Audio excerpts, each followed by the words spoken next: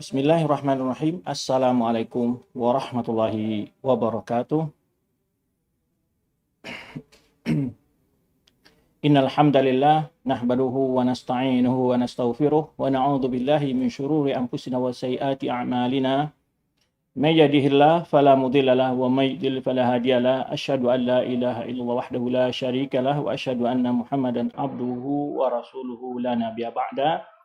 Amma ba'd fa inna astaqal hadithi kitabullah wa kharal hadi Muhammadin sallallahu alaihi wasallam wa syarrul umuri muhdatsatuha wa kullu muhdatsatin bid'ah wa kullu bid'atin dhalalah wa kullu dhalalatin binar.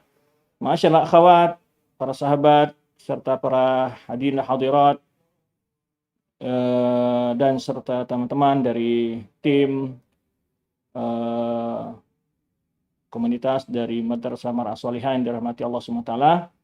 Semoga antum semua dalam lindungan Allah Subhanahu wa taala serta diberi keberkahan dalam segala urusannya. Salawat dan salam buat Nabi kita Muhammad sallallahu alaihi wasallam. Semoga Allah Subhanahu wa taala senantiasa membimbing kita untuk istiqomah di dalam mempelajari, mengamalkan serta mendakwahkan sunnah beliau. Para akhwat serta hadirin hadirat yang dirahmati Allah Subhanahu wa taala, ini adalah pembahasan kitab yang kedua ya. Dari rangkaian majelis Madrasah Mar'ah Shalihah, yaitu kajian khusus bagi para akhwat yang membahas seputar kewanitaan baik secara hukum fikih dan berbagai perkara-perkara lainnya berkenaan dengan tarbiyatul aulad maupun urusan kerumah tanggaan. Para akhwat serta hadirin dan lainnya yang dirahmati Allah Subhanahu wa taala, kita bersyukur kepada Allah Subhanahu wa taala pada kitab yang pertama kita telah dimudahkan oleh Allah Subhanahu wa taala untuk menyelesaikannya. Semoga apa yang telah kita pelajari dapat kita ambil faedahnya, kita amalkan serta kita bagikan kepada yang lainnya demi tersebarnya dakwah Islam yang mulia ini. Para akhwat rahmati Allah Subhanahu wa taala, demikian pula rangkaian dari kajian silsilah audio kita sudah selesai pula dari rangkaian silsilah yaitu Qawaidul Arba'. Kitab pertama dari kajian audio ya, kemudian sebelum juga tentang sekilas tentang adab-adab dalam menuntut ilmu, dan para tim MS telah bagi yang ikut secara rutin telah mengadakan evaluasi, semoga hasilnya cukup memuaskan ya, dan setiap insyaallah yang ikut di dalam kegiatan ini juga tim MMS juga menyediakan sertifikat ya bagi yang menginginkannya, bisa hubungi tim MNS untuk mendapatkan sertifikat atau keterangannya. Demikian pula untuk kajian silsilah yang dalam audio juga kita berikan semacam ijazah. Ya.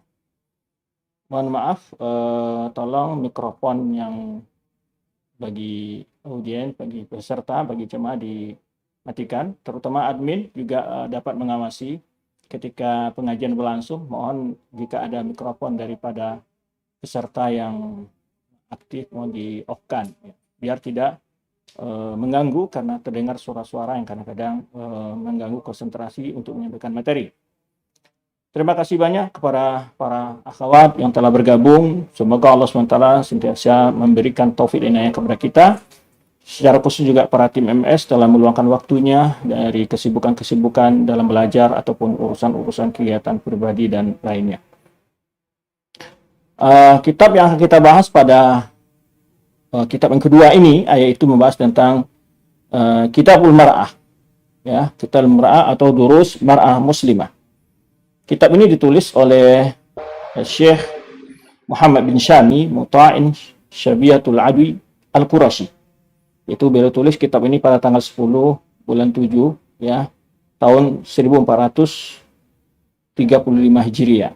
Jadi cukup sudah lama ya kitab ini beliau tulis ya. Ini di bulan Rajab beliau menulisnya, 10 Rajab ya, tahun 1435.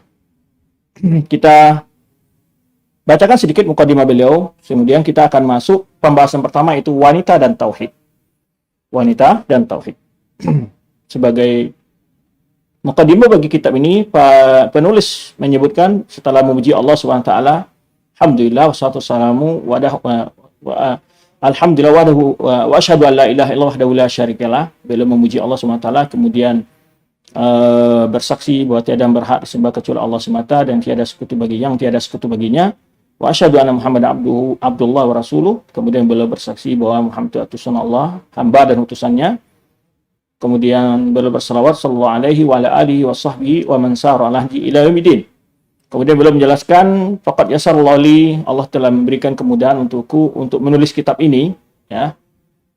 Alladzi ja'altuhu durusan muwajjahatan ilal mar'ah, yaitu aku jadikan sebagai pelajaran-pelajaran yang ditujukan kepada para wanita.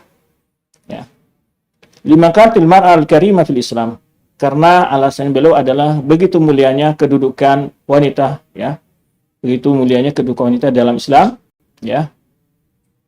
Wa sammaitu hadzal kitab, dan aku beri judul kitab ini yaitu Kitabul Mar'ah, itu kitab perempuan, karena membahas topik-topiknya ditujukan kepada para wanita, itu perempuan, ya.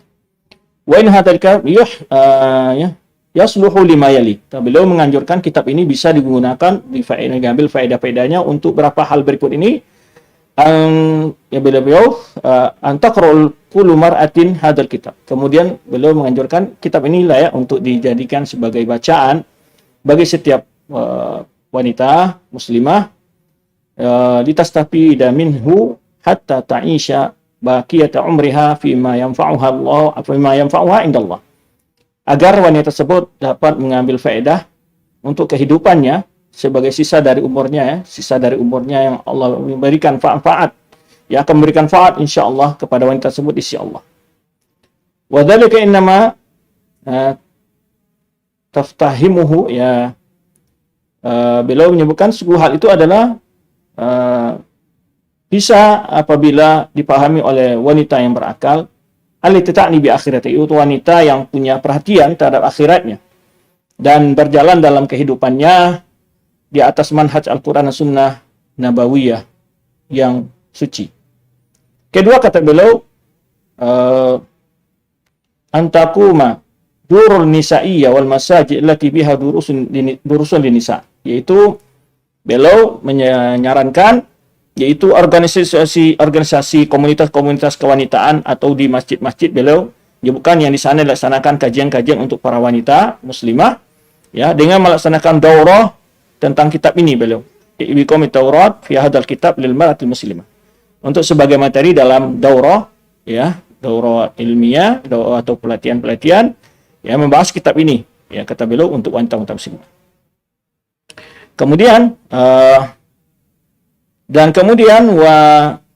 beliau juga menganjurkan wa amal ikhtibarat fitil kador, yaitu diadakannya tes dan ujian terhadap materi yang disampaikan dalam daurah tersebut.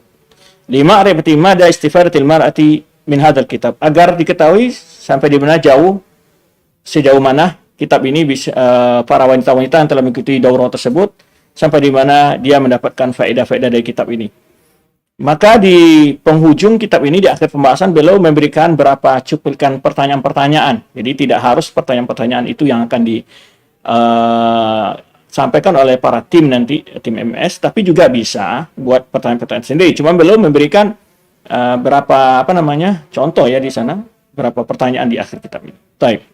Yang ketiga, beliau mengatakan, yaitu ain ta'niya kullu rajulin bi an yajtahida fi isal hadzal kitab ila kulli imra'atin min ahlihi, yaitu beliau menganjurkan hendaknya setiap laki-laki berusaha untuk memberikan, ya, kitab ini kepada setiap wanita yang dari keluarga mereka atau kerabat mereka, ya, wa yahuddahunna ala qiraatihi wa tafahumihi, dan beliau menganjurkan agar memberi motivasi kepada keluarga-keluarga mereka yang perempuan itu untuk membacanya dan memahaminya kitab ini, kata beliau.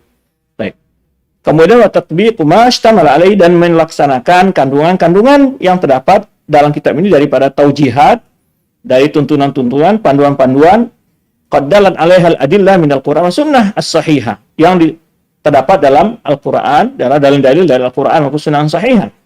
Ilman annana lam nadhkur fi hadzal kitab, perlu diketahui bahwa kata beliau menyebutkan, kami tidak menyebutkan dalam kitab ini dari hadis-hadis dari sunnah kecuali ma huwa sahih wa hasan, itulah hadis-hadis yang sahih atau hadis hasan, hadis yang makbul. Fa in kana fi ba'dhi hadha, pun jika ada di sebagian hadis itu kedhaifan, faqad nabbahna alaihi. Ya, beliau akan beritahu apakah hadis itu dhaif atau tidaknya, kata beliau. Kemudian beliau memohon asallahu yang fa'a bihadzal kitab kullaman qara'ahu. Kumohon kepada Allah semoga Allah berikan faat melalui kitab ini setiap orang yang bacanya, au hadda ala qiraatihi, atau orang yang motivasi untuk membacanya, au tab'ihi, atau mencetaknya, au qama bi tawzi'ihi au tadrisihi, atau dia membagikannya atau mengajarkannya. Sallallahu wasallam wa baraka ala nabi Muhammadin wa ala alihi washabihi ajma'in wa sahbihi. Itulah muqaddimah dari mu'alif, ringkas sekali, hanya beliau menggambarkan tentang faedah dari kitab ini, anjuran untuk mengambil faedahnya dalam beberapa kesempatan-kesempatan yang menjadi perhatian untuk mendidik para wanita. Kemudian di akhir beliau menyebutkan tentang manhaj beliau, bahwa tentang hadis Nabi SAW, bahwa hadis yang beliau sebutkan dalam kitab ini semuanya adalah hadis-hadis yang sahih atau hasan. Ya, jika terdapat kelemahan, maka beliau juga menjadikan penjelasan nanti tentang hadis yang lemah tersebut. Baik, itulah ringkas dari muqaddimah penulis kitab ini. Baik.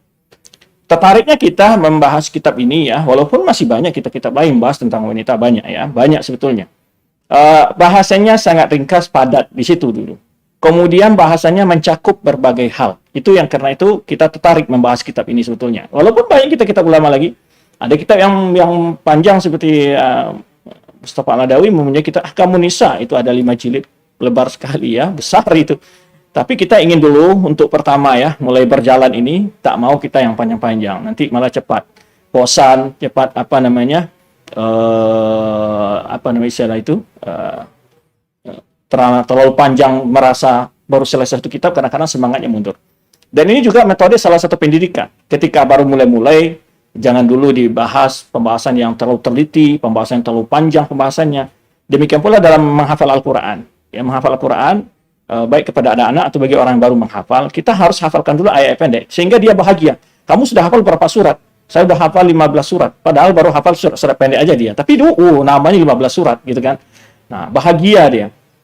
Tapi kalau disuruh hafal surat Al-Baqarah, kamu udah berapa hafal surat? Waduh, saya masih belum hafal satu surat. Karena surat Al-Baqarah sangat panjang sekali. Jadi makanya harus ada metode dalam menyampaikan ilmu, ya, biar para pesertanya juga tidak, istilahnya ya, garing, bosan gitu ya. Karena dia, waduh, panjang sekali. Ibarat orang baru berlari ya, nggak mungkin diajak harus lari dulu 10 kilo langsung, nggak mungkin. Ya, lari dulu 10 meter diajak, ya. Dan larinya juga tidak lari kencang, tapi seperti maraton atau jalan cepat gitu kan. Nah, lama-lama baru diajak agak lebih cepat lagi, agak lebih lama lagi. Dan begitu memang di dalam pendidikan itu tidak mungkin langsung ya loncat jauh ya, membahas sana sini, kemudian bahasanya mencar-mencar, tidak ada fokus. Nah, itu yang kita lakukan dalam pendidikan kita agar tidak terjadi hal seperti itu, sehingga melabilkan semangat daripada peserta, ataupun kadang-kadang peserta masih butuh hal-hal yang mendasar, kita sudah main tingkat yang tinggi istilahnya ya. Dia belum layak untuk ikut ke turnamen tingkat PON lah ya, tapi, karena dia belum pernah bersaing di tingkat kelurahan, tapi sudah kita ajak untuk ikut bersaing di PON ya, tingkat nasional. Nggak begitu caranya dalam pendidikan ya. Jadi inilah kenapa kita bahas pendidikan-pendidikan yang sederhana dulu ya, terutama bagi para akhwat-akhwat, baik yang sebagai calon pendidik ataupun yang baru hijrah, yang baru belajar agama, ini sangat cocok. Maka kita berikan materi-materi yang sederhana, yang ringan-ringan untuk dipahami. Nah, jadi mungkin yang sudah senior-senior, yang sudah tinggi ilmunya mungkin tidak butuh kepada majelis kita ya. Mungkin saja untuk sebagai perbandingan boleh-boleh juga gitu ya. Ini memang majelis kita sediakan para akhwat yang sedang lagi mulai ya, atau yang ingin juga mengambil ilmu, bagaimana cara menyampaikan ilmu ya, bagi akhwat yang sudah punya ilmu mungkin, tapi di dalam belajar itu kan juga harus ada metode-metode penyampaian ilmu, begitu maksudnya.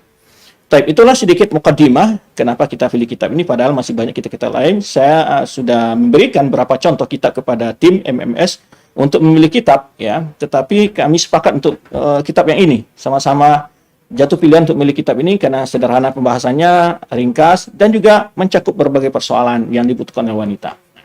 Sebenarnya juga pembahasan kita pada kitab yang pertama, Tambihatun al-Ahkamin Takhtasu bil Mu'minat ya, karya Syekh Shalih bin Fauzan Al-Fauzan. Baik, kita mulai. yaitu pembahasannya dia diberi judul setiap pertemuan. Pertemuan pertama itu bila mulai dengan sesuatu yang memang yang sudah hal yang urgent sekali, yaitu al-mar'atu wa tauhid. Judulnya dalam bahasa Arab ini al-mar'atu wa tauhid. Wanita dan tauhid. Jadi maksudnya di sini beliau ingin mengingatkan kaitan pentingnya sesuatu yang perlu dipelajari oleh setiap wanita muslimah. Yang pertama itu bahkan setiap muslim sebetulnya, karena beliau memakai nasihat untuk kepada wanita ya. Sebetulnya wanita juga sama ya, secara kaum muslimin secara umum semuanya yang penting dasar sekali itu ya tauhid.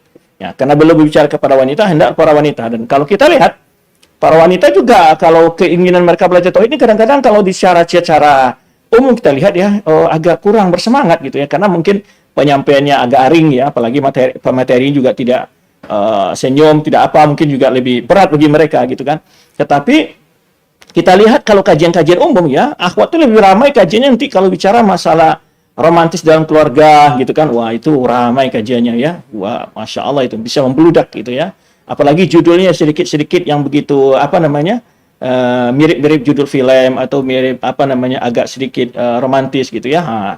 Itu ramai. Tapi kalau tauhid kan ceritanya beda ya, karena memang tidak bisa dijadikan sebagai bahan-bahan yang agak lebih dimudah-mudahkan. Karena tauhid ini butuh kepada keseriusan, kemantapan ya, memang dia merupakan pokok dan dasar. Ya, jadi pokok dasar itu memang harus kokoh, keras ya begitu. Jadi, tapi bukan berarti penyampaiannya juga harus garing gitu ya. Mungkin harus lebih disampaikan dengan cara-cara yang lebih menarik orang juga gitu. Tapi tentu berbeda-beda lah kemampuan para pemateri untuk menyampaikannya ya. Semoga diberi kemudahan untuk menyampaikan materi ini dengan cara yang lebih sederhana dan mudah dipahami oleh para peserta. Baik, masukan daripada antum semuanya kepada tim MS sebagian sudah kami baca ya. Kami akan berupaya untuk memperbaiki kondisi penyampaian sebelum ini.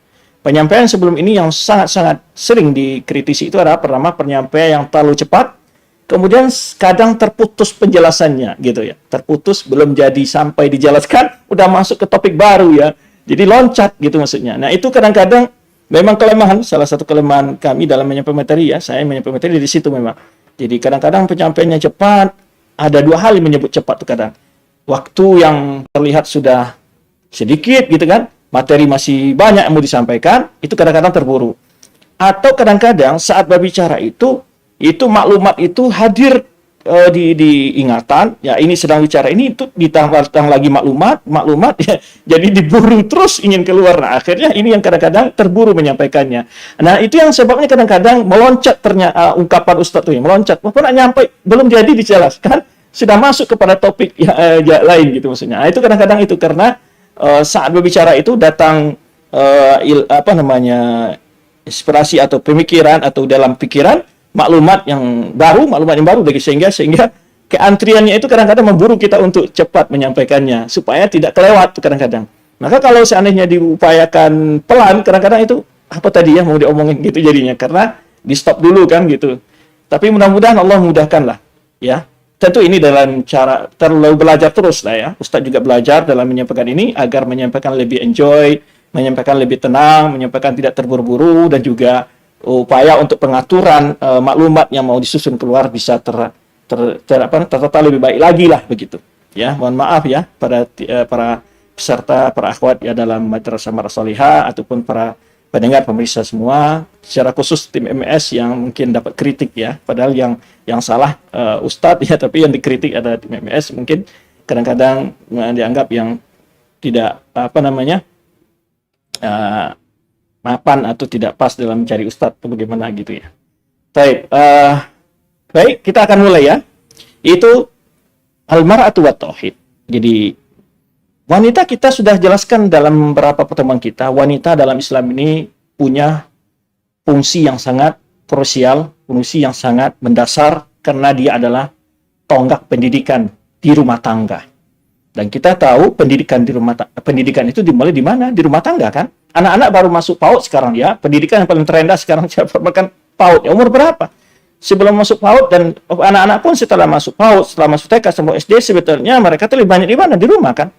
Nah, artinya wanita harus mengerti hal-hal yang berkaitan dengan tauhid. Anaknya yang mengomong sesuatu yang bertentangan dengan tauhid, berbuat sesuatu yang bertentangan dengan tauhid, tontonan anak-anaknya yang mungkin bertentangan dengan tauhid. Betapa banyak juga di media-media kita ya, media yang ditonton, televisi dan sebagainya, ada ilmu-ilmu sihir, ada ilmu macam-macam ya kan, mengajarkan anak kita untuk meniru dan segala macam.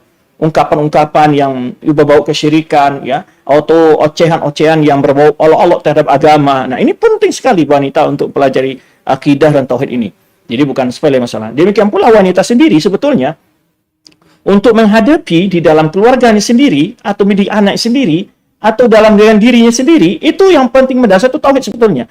Seseorang itu bisa bersabar kalau tauhidnya kuat. Seseorang itu bisa bersyukur kalau tauhidnya itu kuat. Ya, wanita itu intinya kayak itu, sabar dan syukur. Wanita itu intinya lebih banyak di situ tuh. Ya, kesulitannya hadapin sabar, ya, jangan lupa bersyukur atas nikmat yang telah Allah berikan, baik dari sisi anak, suami, ya, kecukupan dalam keluarga. Nah, tentu pasti kecukupan itu tidak ada yang lengkap. Namanya di dunia pasti kurang. Suami yang akhlak kadang-kadang tidak sesuai diinginkan. Kebutuhan yang diberikan suami kadang nggak cukupi. Anak-anak kadang-kadang nakalnya luar biasa. Ini sabar. Jadi intinya wanita ini. Nah, bagaimana menaikkan nilai sabar dalam diri itu kalau tauhidnya lemah? Kalau orang tuh tahu bahwa di keimanannya kuat kepada akhirat, dia merasa dunia ini dunia ibtila, dia tidak memandang ujian ini, dia sedang dalam menghadapi ujian. Dia merasa sedang harus memiliki suatu cara untuk dia lepas dari masalah ini kepada masalah yang lebih ringan. Dan dia menganggap segala hal yang dia rasakan ini menilai pahala. Nah, itu kalau orang orientasinya ke akhirat. Ketika dia mencuci, ketika dia memasak, ketika dia melayani suami, menyapu rumah, dia tidak melihat itu sebuah beban yang dibebankan kepada dia, tugas yang harus dilakukan. Tapi dia melakukan sedang saat beribadah. Nah, kenapa? Karena orientasinya adalah berharap pahala dari Allah, kemudian orientasinya akhirat. Gitu. Nah, dan dia menyadari bahwa pahala kesabaran, pahala berbuat baik itu dari Allah luar biasa. Maka dia tidak akan mengeluh, maka dia tidak akan mengoceh. Karena dia yang dapat membalasi dia sebaik-baiknya pembalas itu Allah, bukan suaminya gitu kan. Kadang-kadang suami yang jarang berterima kasih pada istri juga kadang-kadang kecewa ya, tidak ada penilaian, tidak ada apresiasi kadang-kadang. Nah, kalau seorang istri sebetulnya ya dia tidak butuh banget lah penilaian daripada seorang suami, tapi dia butuh penilaian dari Allah Subhanahu wa taala. Allah walaupun suaminya tidak melihat pekerjaan-pekerjaan kecil yang dia lakukan di rumah yang tidak bisa disyukuri terima kasih oleh suami, tapi bila dia yakin Allah melihatnya, dia yakin banget. Ya, betul-betul yakin sekecil apapun perbuatan yang dia lakukan di rumah dinilai pahala semua oleh Allah Subhanahu wa taala, tapi dengan syarat apa tadi? Dilakukan dengan ikhlas. Walau hanya menyiapkan nasi kepada anaknya, walau mencucikan kotoran anaknya yang lagi buang kotoran atau apa, melap badan anaknya. Pokoknya apa yang dia lakukan. Kalau dia anggap itu sebagai ibadah, maka dia tidak akan pernah merasa sesuatu dalam bahwa tugasnya itu hanya sebagai cleaning service. Tidak memandang hal itu dia. Dia tidak memandang hal itu. Bagi dia adalah dimanapun posisi dia, yang bagi dia dicari adalah Allah reda nggak, Allah sayang nggak pada saya, Allah berikan nggak akhirat dan surga kepada saya nanti dengan pekerjaan ini. Itu jalan orientasinya. Ya, maka orang yang beriman dia yakin ya kepada Allah. Allah mentakdir segala hal yang pasti baik bagi dia, maka dia akan sabar. Dan dia jauh sifat sombong, dia akan bersyukur apa nikmat yang sudah diberikan, suami yang sedang baik diberikan Allah kepada dia. Dia akan bersyukur, bukan bangga, bukan sombong. Ya, tidak akan harus dibanggakan di samset ya, suami saya belikan hadiah terus dikirim samset gitu kan. Kan banyak seperti wanita-wanita ya. Dia tidak demikian. Dia lebih syukuri kepada Allah Subhanahu wa taala, senang dan semakin bersyukur ya. Oh, dikasih sedikit bersyukur, sedikit banyak lebih bersyukur gitu kan. Nah, dia akan jauh dari sifat membanggakan dirinya di hadapan yang lain, ingin lebih tampil di hadapan teman-temannya ya kan. Kadang-kadang sekarang fenomenanya di sebagian akhwat kita, kalau hadir pengajian itu kan masalahnya ingin lebih gaya gitu ya, bajunya lah gitu kan, tasnya lah, sepatunya lah ya. Jadi akhirnya sekarang gaya-gaya yang biasa pergi ke arisan pindah ke majelis kajian. Nah, ini nggak pantas. Seharusnya ke kajian itu kita lebih melihatkan tawadhu kita ya kan, ke zuhudnya kita ya gitu di luhur. Jadi jangan sampai majelis itu sempat berlomba-lomba untuk melihatkan barang-barang yang branded gitu ya, jangan. Nah, ini masalah-masalah yang harus sama-sama kita tangani, sama-sama harus kita sadari. Maka tiangnya di mana situ? Perlu didiknya wanita ini dengan tauhid. Kamu apa yang kamu cari sih? Gitu aja pertanyaan. Kamu mencari apa di dunia ini? Ya, apa yang kamu cari? Kamu tertera secantik-cantiknya kamu bahkan gimana? Ya, secantik-cantiknya sampai di mana cantiknya itu akan bertahan, gitu kan gitu. Ya. Kalau kamu ingin dapat penghargaan dari orang, siapa yang mau menghargai kamu dan sampai di mana penghargaan dia? Ya, apakah kamu langsung dapat derajat surga atau diampuni dosamu dengan ada penghargaan orang-orang kepada kamu. Jangan tidak. Nah, itu. Baik, pertama yang menasihatkan, ayyatuhal mar'ah, wahai para wanita, ya'tani al-inayata tama bitauhid, wahai para wanita. Hendaklah kalian memperhatikan, ya tanah itu artinya ya betul-betul punya perhatian serius lah dengan tauhid nih kalian. Ya, dengan tauhid nih. Walidha kata beliau, kenapa hal ini? Kemudian karena itulah kalian hendaklah beribadah kepada Allah. Wa'budillah wahdahu la syarikalah. Benar-benar beribadah kepada Allah tanpa mempersekutukannya dengan sesuatu pun yang tiada sekutu baginya. Wa akhlisi lahu al-ibadah. Hendaklah kalian dalam ibadah benar-benar ikhlas.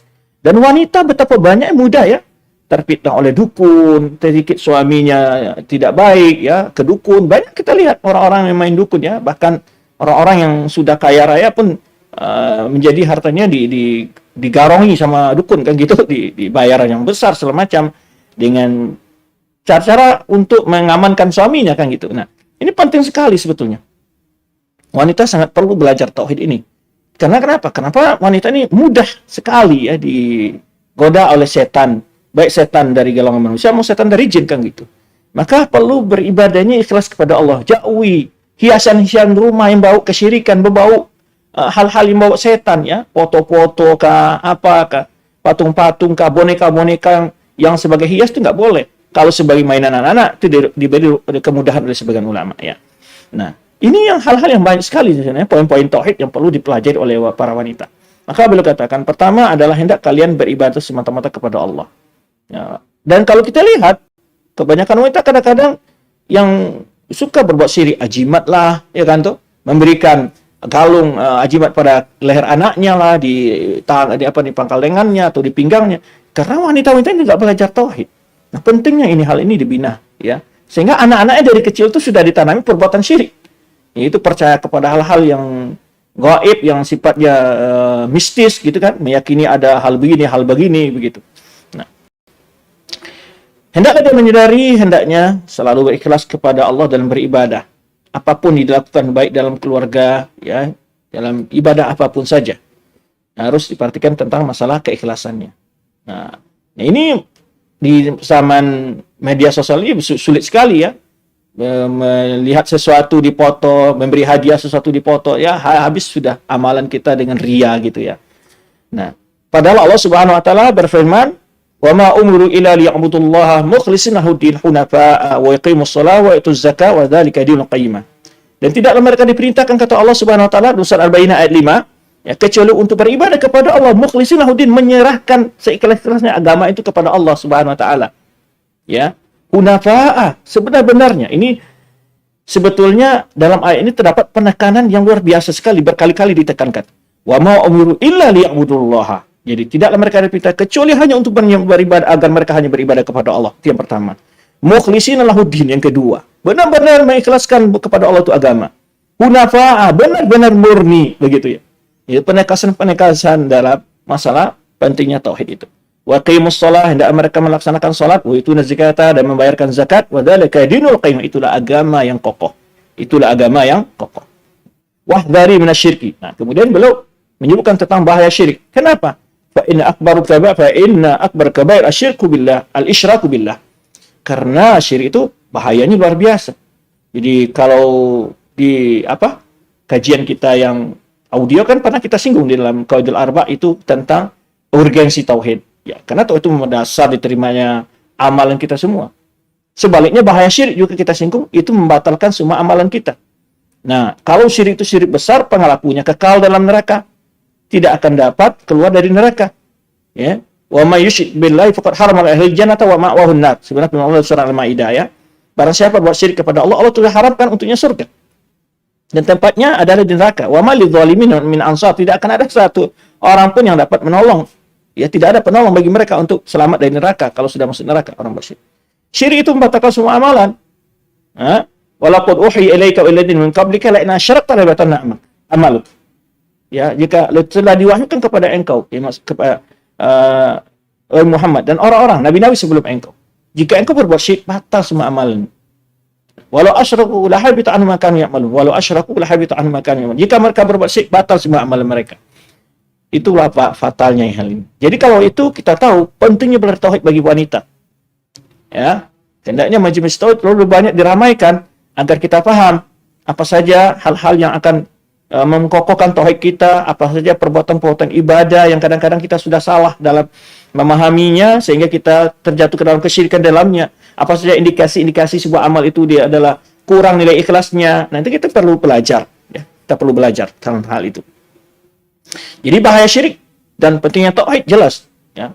Dan sudah kita jelaskan dia merupakan pokok dasar agama, dia merupakan asas dakwah para rasul, bukan tujuan diciptakannya manusia. Wa ma khalaqtul jinna wa insa illa liya'budun. Aku tidak ciptakannya manusia kata Allah Subhanahu wa taala kecuali untuk menyembah saja kepadaku saja kata Allah Subhanahu wa taala. Ya. Kemudian perintah para nabi semua dakwah mereka dimulai dengan tauhid, ya. Nah, ini menunjukkan betapa pentingnya tauhid itu. Nah, kemudian bahaya syirik tadi sudah kita sebutkan. Orang yang syirik kekal dalam neraka. Bahkan dosa-dosanya tidak akan diampuni di akhirat kelak. Tapi dosa selain syirik, jika mati dalam tauhid, tauhid akan memberikan syafaat, memberikan faedah yang besar kepada dia. Bisa dia selamat dari kekekalan neraka, walaupun dia sempat diazab dalam neraka sebentar untuk melepaskan, untuk membersihkan dari dosanya umpamanya, ya. Tapi selama dia bertauhid, maka akhir daripada sebuah perjalanan tetap ke surga. Nah, itu. Dan syirik itu sebenarnya disebutkan oleh beliau salah satu bahaya di sini merupakan syirik adalah dosa yang paling besar, ya jelas. Bahwa Allah sebutkan wa may yusyrik billahi faqad harama Allahu al-jannata wa ma'wahu an-nar wa man lidh-dhalimin ansar. Tadi sudah disebutkan firman Allah Subhanahu wa taala, orang yang berbuat syirik kepada Allah, Allah haramkan untuknya surga dan tempat neraka, dan tidak ada orang yang dapat membantunya nanti seorang pun untuk membantunya selamat dari neraka itu atau keluar dari neraka itu. Innallaha la yaghfiru asyraka bihi wa yaghfiru ma duna dzalika liman yasha. Allah tidak mengampuni orang mempersekutukannya dan mengampuni dosa selain itu. Nah, oleh sebab itu, di sini Rasulullah SAW dalam hadis Abdurrahman bin Abi Bakrah dari ayahnya Abi Bakrah tentunya radhiyallahu anhu, ya. Qala Nabi SAW, dia berkata telah bersabda Nabi SAW, ala unabbiukum bi akbari kaba'ir thalathan. Rasulullah SAW mengatakan kepada sahabat, amaku kalian aku beritahu kalian dosa yang amat besar, yang paling besar. 3 kali diulang Rasulullah SAW. Ini menunjukkan ya, tidak ada dosa yang paling besar. Ini berarti kalau kita takut, kalau disebutkan kepada antum, kepada kita umpamanya, ini adalah kerugian yang sangat besar. Ya berarti kita tidak mau dong melakukan karena akan kerugian. Ini bahaya yang sangat besar. Pasti ini dosa yang paling besar, tentu hal yang paling utama untuk kita hindari tentunya, karena ini paling besar. Ya kan gitu. Maka diberikan gambaran. Dan itu diulang oleh 3 kali oleh Rasulullah SAW. Jadi Rasul mengatakan itu 3 kali untuk memberikan takkid namanya itu istilah dalam bahasa kitanya apa ya? Untuk menguatkan ungkapan beliau itu diulang dan agar teringat dan agar terhafal gitu maksudnya. Diulang 3 kali oleh Rasulullah SAW. Qalu bala ya Rasulullah. Para sahabat menjawab, kami mau ya Rasulullah engkau beritahu tentang apa itu dosa yang paling besar. Al-isyraku billah. Syirik kepada Allah. Ya. Wa uququl walidain. Durhaka kepada 2 orang tua. Wa jalasa wa kana muttaqian. Ya, lalu beliau duduk sebelum beliau masih tidur dengan miring gitu. Ala wa qaulu zur. Lalu beliau berdiri. Yang ketiga dosa besar itu adalah perkataan dusta. Qala fa ma zala yukarruha. Sehingga Rasulullah SAW mengulang-ulang juga qaulu zur. Ala wa qaulu zur, ala wa qaulu zur, kata Rasulullah. Ketahuilah perkataan bohong, dusta. Ya, Rasulullah senantiasa mengulang-ulang. Itu menunjukkan begitu beliau benar-benar mengingatkan terbahaya ini. Hatta qulna laitahu yasakat. Ya, sampai kami mengatakan, ya, semoga Rasulullah SAW berhenti mengulangnya. Nah, itu perkara yang pertama apa? Al-isyraku billah. Besarnya dosa kesyirikan itu yang harus kita waspadai, yang harus kita hindari. Tentu kalau kita melihat umpamanya ini jalan ini berujung atau orang mengabarkan umpamanya di sana ada bahaya besar. Ya. Pasti kita akan tanya, apa sih tanda-tandanya bahaya itu kalau sudah dekat, kalau kita sudah mendekat tempat yang berpaling bahaya itu apa ciri-cirinya? Akan kita tanya di sana nanti ada pohon besar, atau di sana ada batu besar, atau di bengkolan ke sana ada bahaya yang besar, pokoknya atau sekian kilo dari sini. Maka demikian pula syirik, hendaknya kita juga berupaya mengenal apa sih langkah-langkah yang bisa membawa kita kepada kesyirikan. Lalu apa saja bentuk-bentuk kesyirikan itu? Ya. Nah, ini perlu kita kaji agar kita dapat menghindari. Ya, sebenarnya kita jelaskan dalam sebuah majelis kita, seseorang tidak akan bisa menghindari sesuatu kalau dia tidak kenal hakikat sesuatu itu. Sebenarnya kita jelaskan seseorang pasti tahu, semua orang tahu ya. Bahkan semua manusia, orang musyrikin pun tahu. Musyrik itu tempat di neraka. Mereka tahu, semua ahli agama tahu bahwa berbuat syirik mempersekutukan Allah ya, itu pasti di neraka. Maka orang-orang Nasrani pun yang mempersekutukan Allah, mereka tidak merasa mempersekutukan Allah.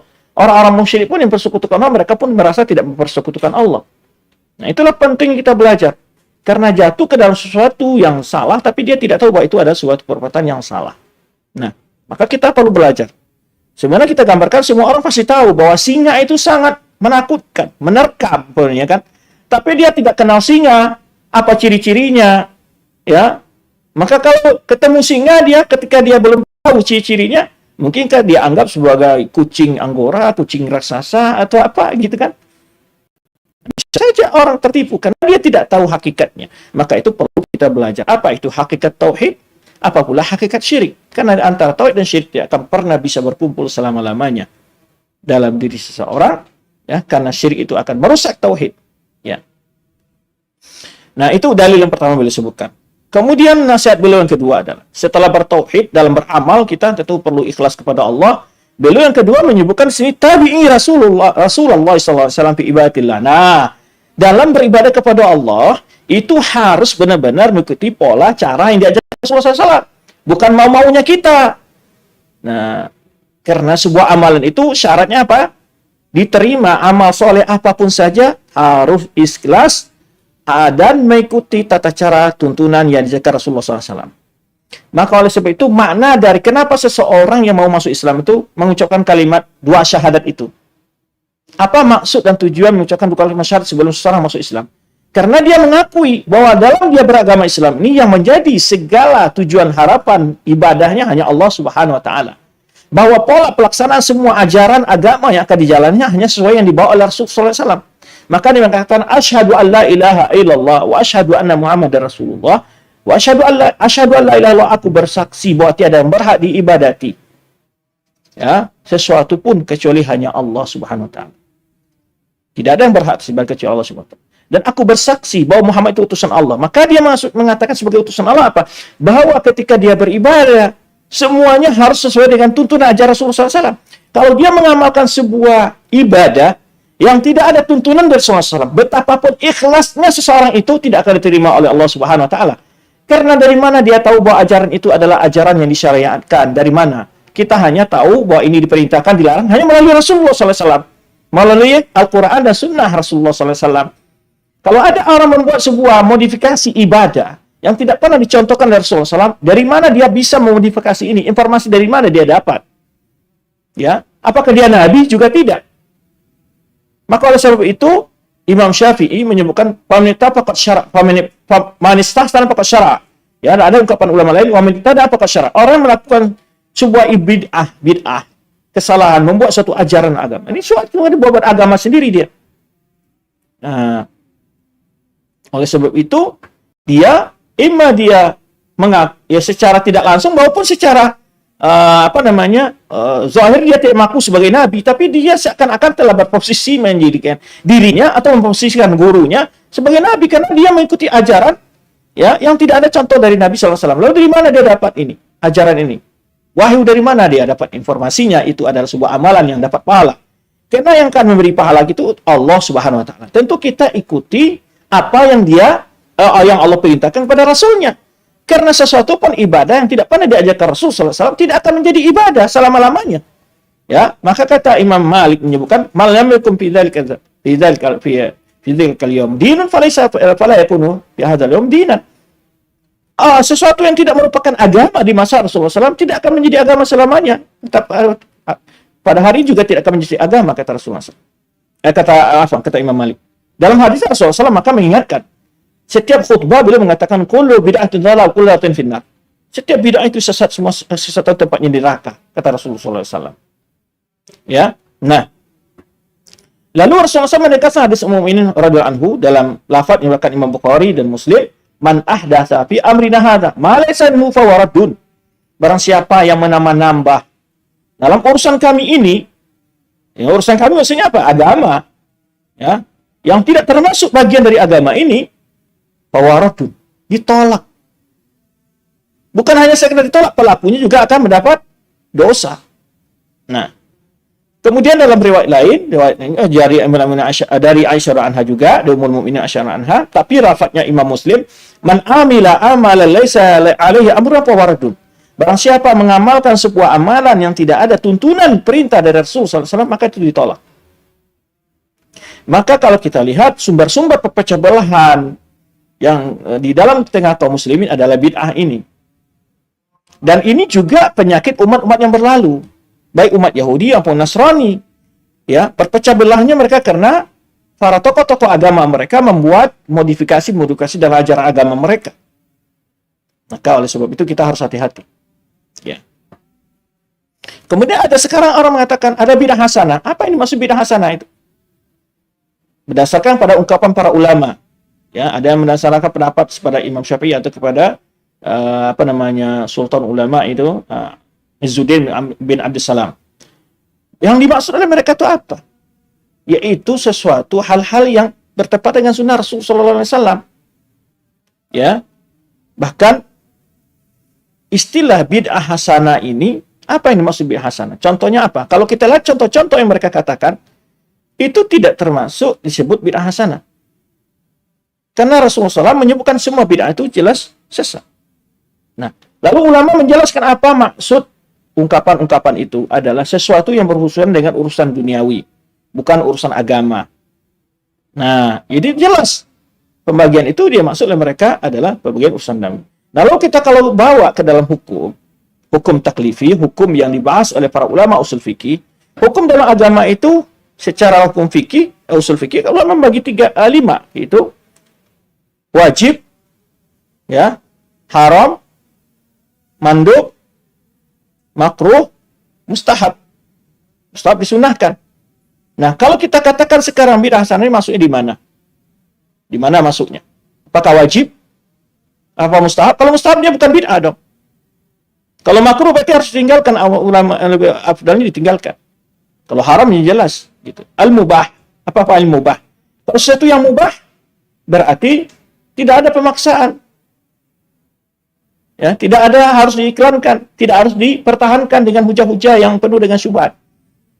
Justru yang harus kita iklankan, yang harus kita promosikan, yang harus kita promosi adalah sunnah, bukan bidah hasanah. Ini kadang-kadang mempromosikan bidah hasanah, orang menjalankan sunnah malah diolok-olok. Ya, diolok-olok lah jidat yang hitam karena dia sering sujud asar sujud. Ya, jelas orang sering sujud secara kadang-kadang kondisi kulit yang berbeda-beda ada menghitam di keningnya. Itu diolok-olok. Jenggot, celana cingkrang diolok-olok. Tapi yang bidah hasanah dipromosikan. Taruhlah bidah hasanah ini sesuatu yang ada gitu, yang dibolehkan. Tetapi kenapa sunnah yang jelas lebih tinggi? Mana lebih tinggi sunnah daripada bidah hasanah? Nah, pasti mengikuti sunnah itu lebih afdal. Nah, oleh sebab itu, secara logika pun tidak terima bid'ah itu. Karena sesuatu yang sempurna, makanya ulama berhujah. Dari firman Allah SWT, Al-yawma akmaltu lakum dinakum wa asmamtu alaikum ni'mati wa raditu lakum al-Islam madinah. Berhujah melalui ayat surat Al-Maidah ayat 3 ini. Kenapa dijadikan hujah ulama dalam masalah bid'ah? Apa koneksinya di sini? Bagaimana caranya? Beliau mengatakan agama itulah sempurna, nggak perlu ditambah lagi. Itu maksudnya. Sesuatu yang sempurna bila ditambah menjadi rusak. Sesuatu yang sudah pas bila diganggu, dikurangi atau ditambah menjadi rusak. Nah, dalam urusan dunia saja sekarang, ya, saya sering memberikan analogi-analogi ini kepada orang-orang biar paham. Urusan dunia saja, kalau sudah ada ketentuannya begini, mau ditambah sesuatu yang melebihi dari ketentuan akan rusak. Kalau dalam urusan uang, umpamanya, jika suatu anggaran sudah ditetapkan, ya, 50 juta umpamanya, ya kan 50 juta. Ya, kalau ada orang iseng buat pilih hasanah gimana? Tambah aja 01 lagi. 0 kok. Apalah arti 0 kan nggak ada pengaruhnya gitu kan. Bidah hasanah nambah 0. Gitu. Bukan jadi 50 juta dia. Jadi 500 juta korupsinya. Berapa? 450 juta korupsinya jadinya kan. Nah, nggak bisa. Ada urusan yang sudah dipastikan. Maka oleh itu perintahkan yang laksanakan diperintahkan, tinggalkan yang dilarang. Pas itu dalam masyarakat agama. Contoh umpamanya seorang ibu memasak gulai itu kalau di Padang merendang atau sampade atau apa ya kan, dimasak pas. Lalu ada anaknya yang iseng, ditambah garamnya jadi asin. Kan sudah pas, itu jangan diganggu lagi. Dan agama ini sudah sempurna, nggak perlu diganggu-ganggu lagi, nggak perlu ditambah-tambah lagi. Nah, ini yang menyebabkan kita ribut selalu satu perkara-perkara yang ditambah-tambah ini. Jadi dia menomplek atas nama agama, Lalu orang yang mengingkari disebutlah sebagai orang yang anti ini, anti itu, dan dicap dengan gelar-gelar ketika ada orang mengkritisi ajaran-ajaran yang menompleng ajaran Rasulullah SAW. Seorang tukang pemanya, atau pemborong pemanya. Sudah jelas nih anggaran, ukuran panjang rumah dan tinggi rumah ini ukuran semua dia. Ada tukang yang iseng buat bidah hasanah dalam pemborongnya. Apa? Ditambah 1 meter saja oleh dia bangunnya itu. 1 meter saja. Kan bidah hasanah. Kalau orang punya rumahnya bilang pemanya, kenapa Bapak tambahkan ini naik biaya saya? Oh, Ibu mana lebih baik? Rumahnya itu pemanya 20 kali 30 atau 20 kali 29 pokoknya kan. Ya, kan baik Bu, lebih luas. Ya masalah bukan sisi baik saja, karena ini sudah menyalahi aturan kesepakatan, termasuk anggaran akan lebih membengkak. Nah gitu. Maka tidak tukang ketika mengukur kayu umpamanya, sudah pas nih 10 cm. Oh, ditambah aja dikit dah. 1,5 cm saja. Bagaimana bentuk bangunan jadinya? Pasti menjong-menjong bangunannya. Atau umpamanya, saya sering logikakan begini juga, bagi orang-orang yang buat kata-kata bid'ah hasanah ini, kalau seandainya seorang anaknya mau bid'ah hasanah kepada urusan orang tuanya, umpamanya, orang tua pagi Senin nyuruh anaknya beli gula 1 kilo atau setengah kilo, nah, terus katanya beli kepada kedai yang dekat, karena Abi mau kerja cepat jam 7 masuk, ini waktu sudah hampir ya jam 7 umpamanya. Lalu anaknya beli gula itu bukan setengah kilo, belinya 1 kilo. Terus dia juga gak beli yang dekat, tapi beli agak lebih jauh. Dengan alasan anaknya apa? Dia sambil olahraga, lari pagi ya biar sehat. Nah, lalu dipikir kenapa saya beli setengah kilo? Kan lebih bagus 1 kilo katanya. Sampai di rumah, diberikanlah gula sama orang tuanya, sama ayahnya, sama abinya. Nih, Bi, ini berapa kamu beli? 1 kilo. Loh, saya kan ngurus setengah kilo. Loh, kalau anaknya bilang gimana? Abi, ini kan bidah hasanah. Mana lebih baik? 1 kilo apa setengah kilo? Nah, kalau anak antum mengatakan demikian sama antum, antum nyuruh setengah kilo dibeli 1 kilo oleh dia. Antum ketawa, pasti antum marah. Saya nyuruhnya setengah kilo. Karena uang yang lainnya itu untuk kebutuhan yang lain, kan gitu. Nah, terus kenapa kamu terlambat pulang? Loh, Abi mau nggak anaknya sehat?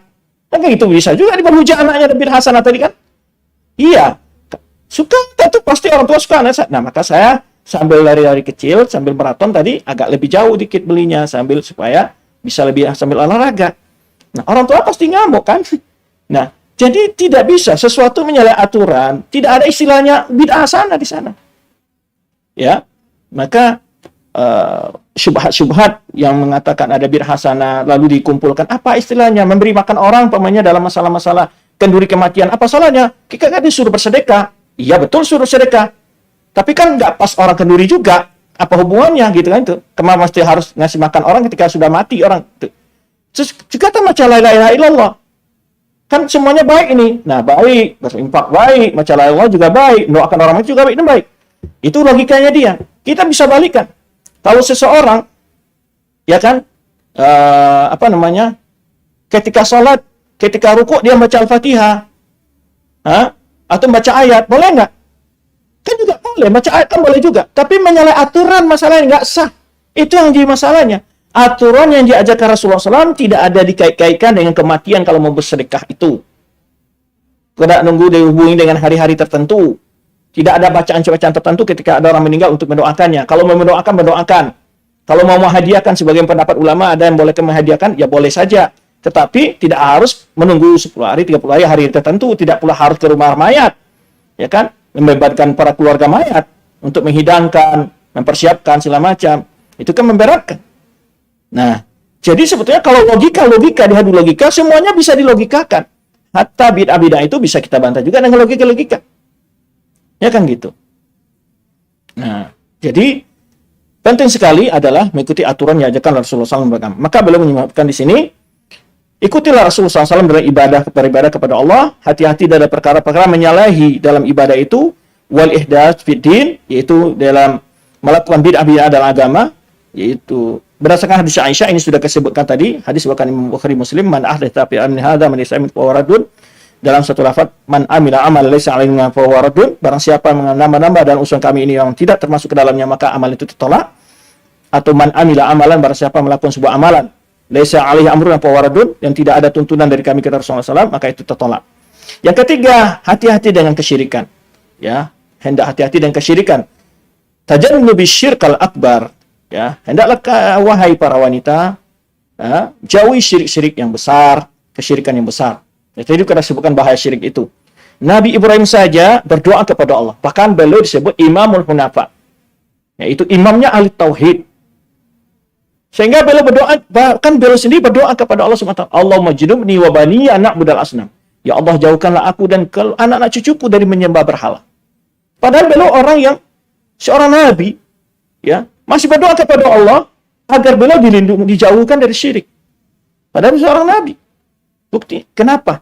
Karena perlu pertolongan Allah kita untuk menghindari itu. Dan kecemasan terhadap syirik itu bagian dari bentuk kehati-hatian kita. Kalau orang sudah tidak takut lagi dengan syirik, berarti dia sudah merasa aman dengan syirik. Nah, itu pasti dia dengan mudah jatuh kepada kesyirikan. Sama dengan orang yang tidak takut pada ular, takut pada binatang yang berbahaya, dia tidak ada hati-hati. Akhirnya apa? Ya dia kepatok ular dia. Dia tidak hati-hati, tidak merasa aman saja. Kalau orang selalu waspada dengan kesyirikan, maka dia akan hati-hati, dia berupaya untuk mengenal cici kesyirikan itu.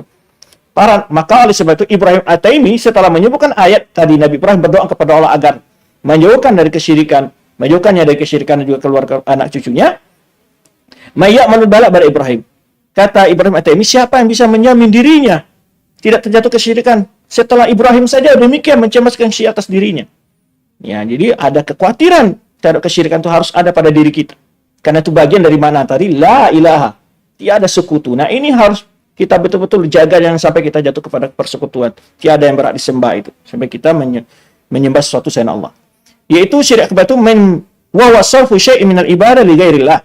Yaitu memberikan sesuatu dari ibadah kepada selain Allah.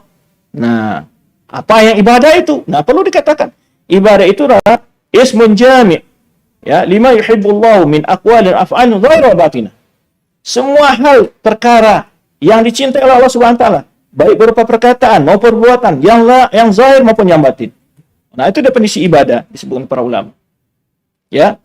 Nah, semua yang diperintahkan Allah adalah ibadah. Semua yang dilarangkan Allah kita tinggalkan atas dasar karena dilarang Allah, ibadah juga begitu. Baik.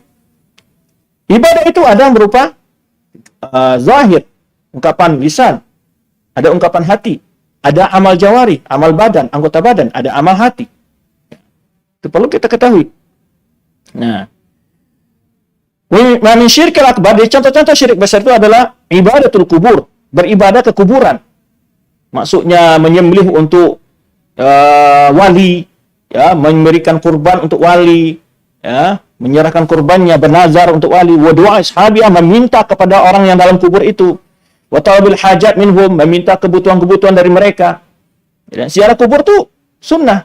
Jadi ada pula orang membalik ini ketika kita menegur perbuatan-perbuatan yang membawa syirik dan bid'ah di kuburan, mereka katakan, oh ini anti ziarah kubur. Bukan anti ziarah kubur, yang kita larang adalah perbuatan yang menyerupai perbuatan orang musyrik dahulu ketika ziarah kubur. Ya, perbuatan kaum Nabi Nuh yang ketika mereka ziarah kubur. Ya, perbuatan umat musyrikin sebelumnya yang ketika ziarah kubur mereka meminta-minta kepada orang dalam kuburan itu. Kesulitan yang mereka hadapi di dunia ini. Sakitkah, dia belum dapat jodohkah, susah dalam usahakah, kan gitu. Mereka datang ke kuburan, dan itu pula sebagian orang-orang sekarang. Nah, orang yang dalam kubur itu sebelum hidup saja dia susah juga dalam mencari rezeki, kenapa juga setelah mati bisa diminta, kan gitu. Kalau seandainya dia bisa memberikan sesuatu, tentu akan lebih diberikan kepada keluarga dan anak cucunya, kan gitu. Nah, oleh sebab itu, ya, meminta ke kuburan, ya, meminta kepada orang dalam kuburan. Dan ziarah kubur itu tujuannya apa? Untuk mengingat kematian, bukan ingat dunia, mencari dunia ke kuburan itu. Bukan mencari berkah di kuburan. Ya. Maka orang yang menganggap berkahnya kuburan-kuburan orang soleh itu adalah orang Yahudi dan Nasrani. Maka Rasulullah SAW menyebutkan, la'anallahu al-yahuda wa nasara ittakhadhu qubur anbiya'ihim masajida. Allah melaknat orang Yahudi dan Nasrani menjadikan kuburan nabi-nabi mereka sebagai tempat untuk beribadah, berdoa, membaca Quran, macam-macam di situ. Karena mereka menganggap doa mereka cepat terkabul di kuburan itu. Nah, padahal tidak ada satupun hadis menunjukkan kalau kamu mau terkabul doanya, datang ke kuburan wali. Kan gitu. Baik. Ya, kita bukan mengingkari kewalian. Betul, wali itu adalah tinggi derajat pada Allah SWT. Tapi bukan untuk disekutukan dengan Allah. Cara menghormati mereka bukan kita datang ke kuburan mereka meminta kepada mereka. Kita ziarah kubur mereka bukan meminta kebutuhan kita kepada mereka.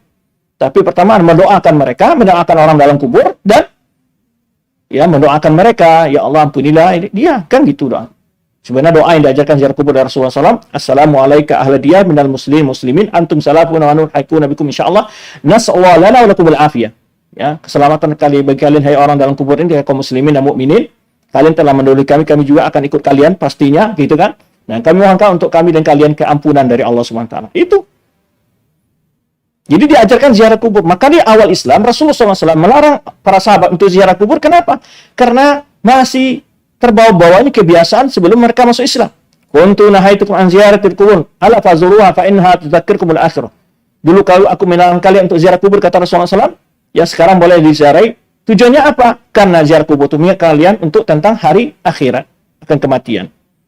Ziarah kubur kita ingat nih sepuluh ini dulu pejabat, ya, yang dieluk-elukan, bintang, kehebatan, kehormatan, kekayaan dulu. Sekarang di mana dia? Di bawah tanah. Apa yang di bawah dari kekayaan dunianya? Nggak ada. Maka kita menyadari bahwa yang akan dibawa adalah amal soleh. Nah, jadi ziarah kubur itu adalah lil-i'tibar, ya, untuk mengambil pelajaran tentang bersiap-siap untuk kematian, serta mendoakan orang yang sedang dalam kubur itu agar diringankan azabnya oleh Allah SWT dan yang punya dosanya oleh Allah SWT.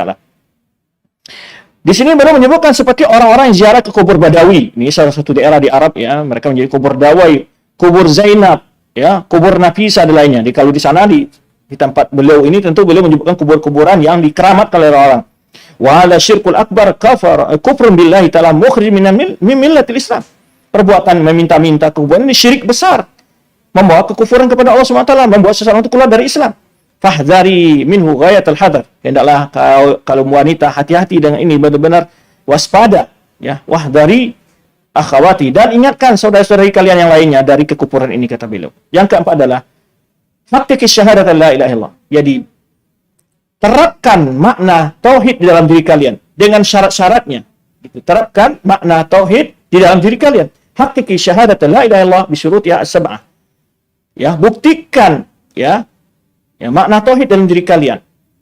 Jadi buktikan makna tauhid dalam diri kalian, yaitu dengan 7 syaratnya. Apa? Al-ilm. Al-ilm maksudnya mengetahui makna la ilaha illallah itu, mengetahui hal-hal yang membatalkan la ilaha illallah itu. Fa'alam annahu la ilaha illallah wastaghfir li dzambik. Ketahuilah bahwa tiada yang berhak disembah kecuali Allah, dan mohonlah ampun untuk dosamu, ya. Al-yaqin. Yakin. Benar yakin dengan kalimat tauhid itu. Tidak boleh kita ragu, ya. Kemudian apalagi al-qabul, menerima dengan sepenuhnya. Kemudian al-inqiyad, tunduk dan patuh. Kemudian asyidku, percaya. Kemudian al-ikhlas, ya, mengikhlaskan, tahu. Al-mahabbah, mencintai. Maka mencintai nilai-nilai tauhid, mencintai makna tauhid, mencintai ilmu tauhid, mencintai orang yang bertauhid. Nah, itu kesempurnaan dari tauhid kita. Ya, membenarkan nilai-nilai tauhid, membenarkan hujah-hujah tauhid, membenarkan balasan bagi orang bertauhid. Ya, yang qiyad, taat, melaksanakan konsekuensi dari nilai-nilai tauhid itu, dari makna tauhid itu. Menerima konsekuensi dari segala nilai-nilai tauhid tersebut dalam amalan kita, dalam perkataan kita. Baik amalan hati maupun amal jawari kita. Wa'tani bihadhi syahada fi hayatiki kulliha. Hendaklah kaum wanita, ya, benar-benar punya kepedulian yang tinggi dalam hidup mereka, dalam hidupmu, dalam hidup seluruhnya, hatta tabut, sampai akhir hayatmu. Faj'aliha nasba 'ainaiki, jadikanlah dia perhatianmu, ya, antara 20 matamu, gitu maksudnya, ya. Fi kulli lahzatin min lahzati umrik, dalam setiap detik dari umur hidupmu. Ya, kata beliau, begitu marah, was'alillah yuhsina khatimatak. Hendaklah engkau memohon kepada Allah agar Allah menutup usiamu dengan husnul khatimah. Bi antakuna hadhihi syahadatu akhir kalamiki, agar Allah menutup kalimatmu, kalimat yang terakhir yang engkau ungkapkan ketika berpisah dengan dunia ini adalah dalam hadis Mu'adz bin Jabal, man kana akhir, hadis Rasulullah bersabda, man kana akhir kalam la ilaha illallah dakhala jannah. Orang yang ungkapannya terakhir, ya, saat dia sakratul maut adalah la ilaha illallah dakhala jannah, dia masuk surga. Nah, ini harus, tidak mungkin kalimat ini terucap dengan begitu saja kalau tidak dijaga saat hidup kita, tidak kita amalkan, tidak kita pelajari, ya. Nah, yang kelima, aktsiri min qaul, dan kemudian diantaranya juga sering banyak berzikir la ilaha illallah. Jadi la ilaha illallah ini bukan untuk orang yang sudah mati, ya. Zikir bagi orang yang sudah mati dihadiahkan bukan sekadar untuk itu, tetapi adalah untuk kita diamalkan, untuk dihayati. Maka perbanyaklah mengatakan la ilaha illallah, ya. Sedang dapat dengarkan kepada anak-anak kita jika kita sudah berkeluarga, ya. Anak-anak kita sering dengar la ilaha illallah, la ilaha illallah, ya, didengarkan anak-anak kita. Ya, diajarkan dia mengucapkannya. Ya, ketika meracik bawang di dapur pun dalam hati bisa berzikir, mau dibuat la ilaha illallah, astagfirullah, la haula wala quwwata. Banyak waktu sebetulnya. Kadang-kadang ibu-ibu nih nggak ada waktu, Ustaz, untuk berzikir, untuk membaca, untuk beramal. Wah, banyak sekali sebetulnya. Kan nggak sulit, sedang menyemur kain juga bisa. Astagfirullah, la haula wala quwwata illa billah, la ilaha illallah, la ilaha illallah. Nggak susah kan, toh? Cuma belum dibiasakan. Ya, sedang naik motor juga bisa, sedang di atas mobil juga bisa. Ya, bonceng di suami mau diantar ke pasar juga bisa, sedang di atas motor itu. Ya. Tapi kadang-kadang naik bonceng motor malah ngoceh aja, ya, macet lagi jalan, gini lagi panas waktu, dan mengeluh aja, ya, lupa untuk berzikir. Faj'alha 'ala lisaniki daiman. Jadikan kalimat la ilaha illallah selalu pada lisanmu. Di hadis Abi Hurairah, dalam hadis Abi Hurairah Rasulullah bersabda, qala Rasulullah sallallahu alaihi wasallam, ya Rasulullah bersabda, "Aktsir min syahadati alla ilaha illallah qabla an yuhala bainaka wa bainaha." Hadis riwayat Abu Ya'la Al-Muslim. Kata Rasulullah SAW, perbanyaklah mengucapkan kalimat tauhid ini, la ilaha illallah, ya, sebelum kalian dihampat untuk mengucapkannya. Yang keenam adalah qul la ilaha illallah wahdahu la syarika lahul mulku wa lahul hamdu wa huwa ala kulli syai'in qadir. Nah, ini diajarkan lagi, hendaklah kalian wahai para wanita, ya, sering mengucapkan, perbanyak ungkapan, yaitu zikir la ilaha illallah wahdahu la syarika lahul mulku wa lahul hamdu wa huwa ala kulli syai'in qadir. La ilaha illallah wahdahu la syarikalah, lahul mulku wa lahul hamdu wa huwa ala kulli syai'in qadir.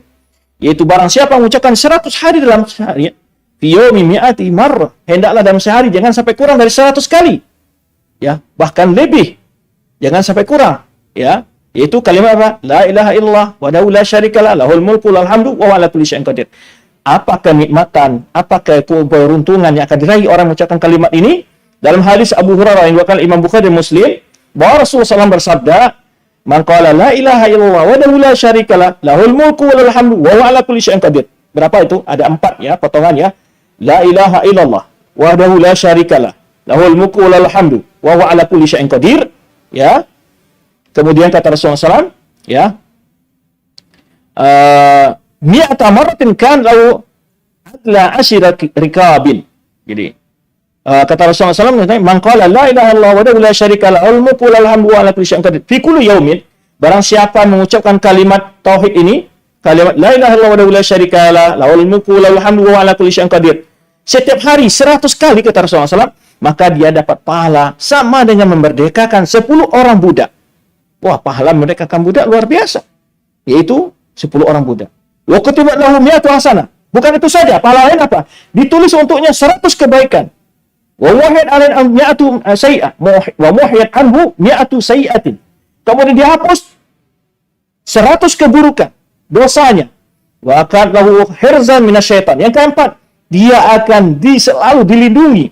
Kalimat itu akan melindungi dari gangguan setan. Yaumahu dzalika, pada hari tersebut. Hatta yumsi, sampai sore hari. Walam yati ahadun afdala mimma jabihi, tidak ada seorang pun lebih afdal daripada dia pada hari itu. Illa ahadun amila aktsar min dzalik, kecuali orang yang memang lebih banyak mengucapkan kalimat itu dari dirinya. Walam yati ahadun bi afdal mimma jabihi.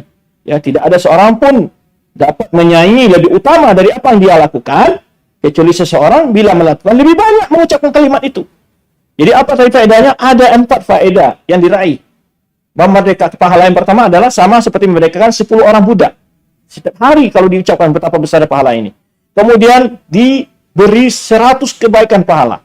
Dihapus 100 dosa. Ya. Kemudian apa? Dia dijaga dari setan dalam sepanjang hari itu. Selama 1 hari itu. Tadi diriwayatkan Imam Bukhari. Kemudian yang ketujuh adalah Zakiri zamilatiki, zaki zamilatiki wa ahlaki bihadhi syahada la ilaha illallah wa tahqiqiha wa ikthar minha, wa bayyini lahum fadla dzalik. Ingatkan juga sahabat-sahabatmu, keluarga-keluargamu dengan kalimat la ilaha illallah ini, ya, agar mereka menanamkan nilai-nilai dalam kehidupan mereka dan jelaskan kepada mereka tentang keutamaan-keutamaan tersebut.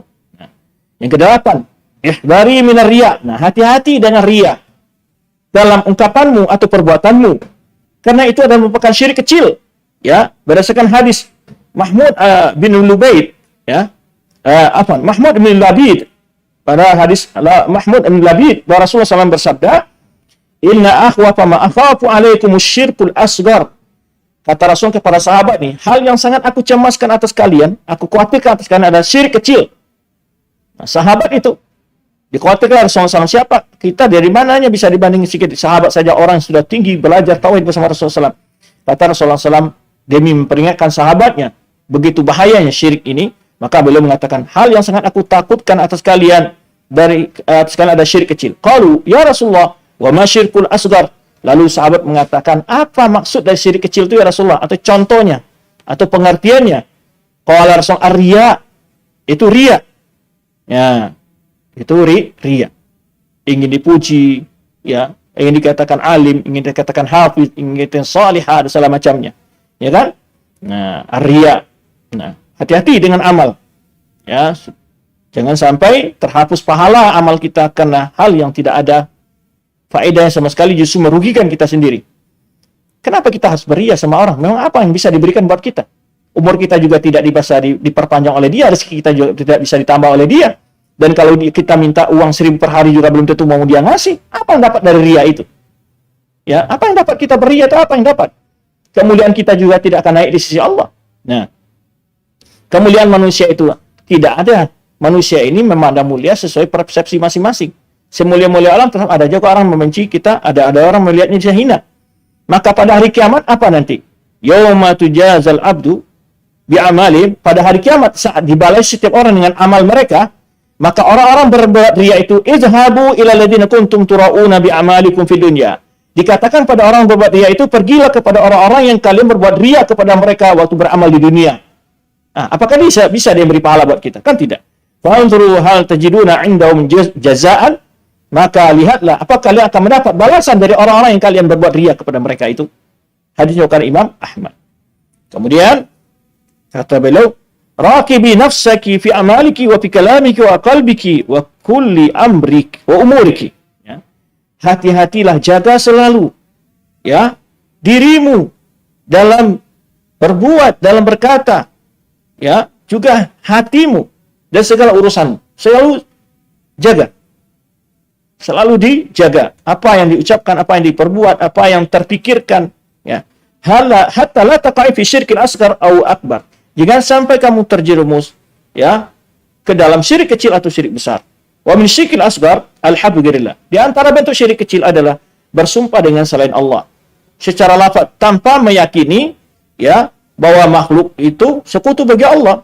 Seperti orang bersumpah dengan amanah. Ya, ada orang mengatakan demi Allah dan Rasul, ini sekutu dalam sumpahnya, memsekutukan Allah dan Rasulnya. Tidak boleh.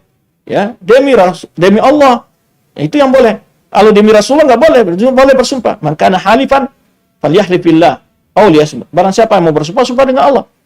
Yang mau sumpah dengan Allah. La tahlif bi abaikum wala jangan kalian wala tahlif bi amanatikum wala bi abaikum. Oh, kama qala sallallahu alaihi wasallam, jangan kalian bersumpah dengan amanah atau dengan bapak-bapak kalian. Karena biasa orang-orang itu bersumpah dengan selain Allah, maka itu sudah syirk asghar. Wa i'tiqad ma laysa bisababin sababan, atau meyakini sesuatu yang sabab bukan sebab. Contoh umpamanya, memakai ajimat. Ini bukan sebab, tidak syar'i, tidak pula kauni. Ya, kalau orang haus minum itu sebab kauni itu. Kalau diyakini umpamanya dengan sebab memakai ajimat-ajimat bisa sembuh, bisa terlindungi dari penyakit.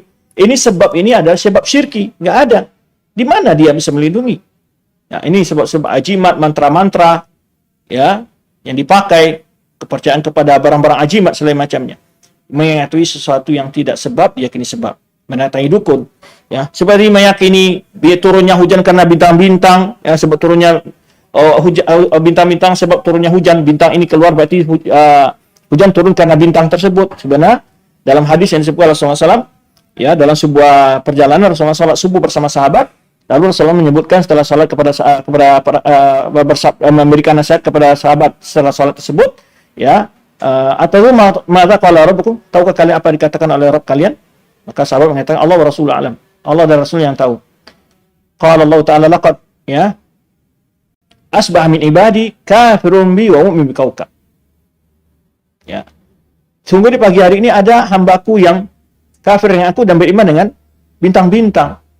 Amma man qala mutirni bidaw kadza wa nu'i kadza fa huwa kafirun wa mu'min bikaukab. Orang yang mengatakan kita di hujan itu turun karena bintang ini, itulah kafir dengan aku dan beriman dengan bintang-bintang, kata Allah dalam hadis qudsi. Nah, ini hati-hati kita. Jadi jangan sampai meyakini sesuatu yang tidak jadi sebab sebagai sebab. Ya, percaya kepada tasya'um, masuk binatang ke rumah dianggap akan terjadi begini dan begitu, ya kan? Atau menyimpan foto-foto sang wali di rumah akan mendapatkan berkah, akan terlindung dari bahaya segala macam, ya. Pencuri nggak masuk, macam-macam lah keyakinan. Ini adalah sesuatu yang tidak dibolehkan dalam Islam. Hafizi ala tauhidiki minal ati. Hendaklah engkau jaga tauhidmu dari hal-hal berikut ini. Hafizi alaihi minasyirkil akbar wa asghar. Jaga tauhidmu dari kesyirikan yang besar dan kecil. Hafiz ala tauhidiki min kaba'iri dzunub. Jaga tauhidmu dari dosa-dosa besar. Li'annaha tud'iful iman, karena itu akan melemahkan iman. Ya. Kuli dan mohon kepada Allah. Ucapkan, Allahumma inni a'udzubika an usyrika bik. Ini doa Rasulullah SAW. Tadi kalau kita sebutkan Nabi Ibrahim saya berdoa kepada Allah agar tidak jatuh dalam kesyirikan. Rasulullah juga mengajarkan. Rasulullah juga berdoa dan mengajarkan umat agar berdoa kepada Allah agar tidak terjebak ke dalam kesyirikan. Allahumma inni a'udzubika an usyrika bik wa ana alam. Ya Allah, aku berlindung denganmu, aku berbuat syirik kepadamu dan aku tahu. Wa astaghfiruka lima la a'lam. Ya, dan aku mohon ampunan kepadamu yaitu terhadap perkara yang aku tidak mengetahui, ya, tidak menyadari baunya. Liyudhiba anki qalilash syirki wa katsirahu. Ya, agar Allah menghilangkan darimu syirik yang sedikit dan baik yang banyak. Ya, itulah.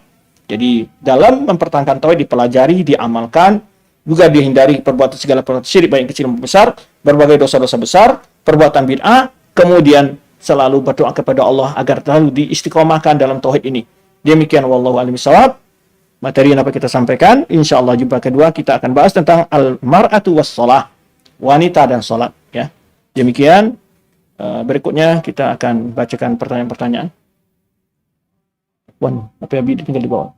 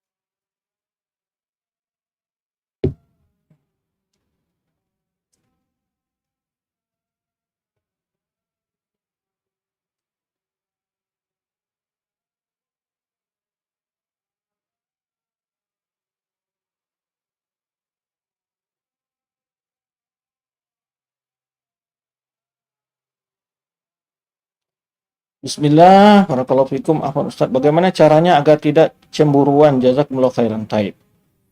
Pertama begini. Cemburu boleh jika terhadap hal-hal yang diharamkan Allah Subhanahu wa taala.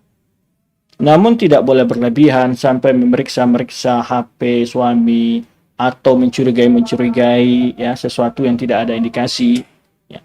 Bertawakal sama Allah Subhanahu wa taala. Ya. Jika ada sesuatu kita punya bukti-bukti, kita mungkin nasihati sebaik-baik atau minta ustaz-ustaz yang lain bisa menasihati dia. Ya, dan hal ini sering membawa kericuan dalam keluarga. Dan yakinlah bahwa sesuatu yang menjadi milik kita, ya. Dan sebenarnya kecemburuan ini dari sisi apa? Kalau seorang suami dia mampu dan memiliki kemampuan untuk berkeluarga, bertaadub gitu, semestinya sang istri memotivasi, karena itu adalah disarankan dalam sunnah Rasulullah SAW. Kalau lihat baca bagaimana wanita-wanita salihah beliau mencarikan sang suaminya pasangan yang diredai oleh dia, yang dapat membantu dakwah, membantu keluarganya dan seterusnya. Tapi cemburu yang tidak beralasan ini yang tidak baik. Kecuali suami kita memiliki tanda-tanda yang tidak baik dalam hal itu, boleh kita nasihatin atau melalui keluarga dinasihati atau melalui ustaz-ustaz yang mungkin dapat memberikan nasihat kepada dia. Tapi kecemburuan yang berlebihan tidak boleh. Ya. Karena akan menyiksa diri sendiri, akan membuat perasaan terganggu terus, tidak pernah dalam konsentrasi yang baik dalam sholat, dalam ibadah. Kemudian Tawakallah, suatu yang rezeki kita tidak akan pernah diambil orang, tidak akan berkurang sesuatu apapun untuk kita di dunia ini oleh manusia lain. Ya, yakinlah. Tidak akan pernah orang bisa mengambil sesuatu yang hak kita, siapapun di dunia ini tidak akan bisa. Ya.